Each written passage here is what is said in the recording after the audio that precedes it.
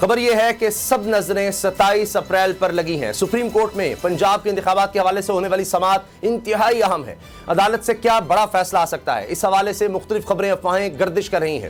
وہ اس خبر کی وزیر اطلاعات نے تردید کر دی ہے، لیکن میڈیا اور سوشل میڈیا پر یہ خبر پھیلی تو ہے کہ وزیر اعظم نے وفاقی کابینہ اور اتحادی رہنماؤں کا اہم اجلاس طلب کر لیا ہے اور وزیر اعظم شہباز شریف 27 اپریل کو اعتماد کا ووٹ لے سکتے ہیں، جس کے لیے ارکان اسمبلی کو اسلام آباد میں رکنے کی ہدایت کر دی گئی ہے۔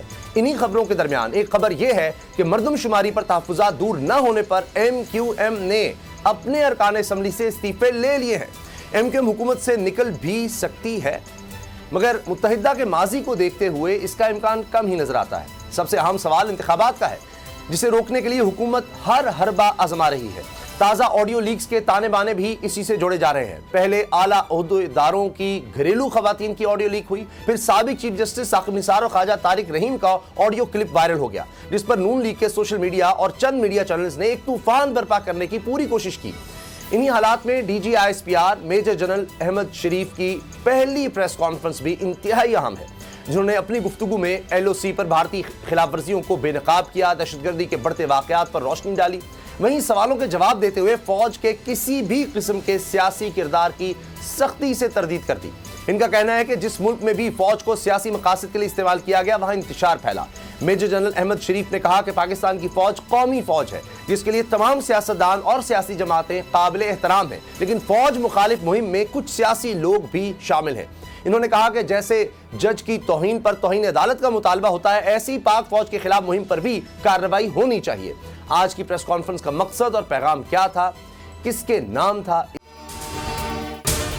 اگر آپ کو یہ ویڈیو پسند آئی تو سبسکرائب کریں اور بیل پر کلک کریں۔ ہوائے نفس کی ہے حکمرانی، لٹیرا کر رہا ہے پاسبانی۔ بول نیوز کے مارکیٹنگ ہیڈ آکاش رام تاحال لاپتہ، تفتیشی ادارے جواب دینے سے قاصر۔ اہل خانہ پریشان، بیٹے کی جدائی میں ماں غم سے نڈھال۔ جو بچو ہندو ہوا پر آئے تھے جو کو پاکستانی، مجھے مہربانی کرے پنجو آکاش واپس کयो۔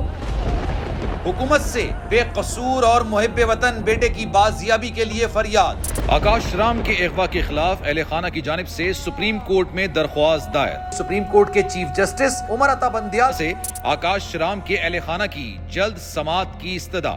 مشکل کی اس گھڑی میں عالمی میڈیا نے بھی اٹھائی آواز۔ سی این این، آج تک، انڈیا ٹوڈے، ٹائمز ناؤ سمیت عالمی میڈیا نے آکاش رام کے اغوا کے خلاف دیا بول کا ساتھ۔ اف کیا ظلم ہے، بول انصاف کا منتظر۔ سبسکرائب کریں اور بیل دبائیں تاکہ کوئی خبر رہ نہ جائے۔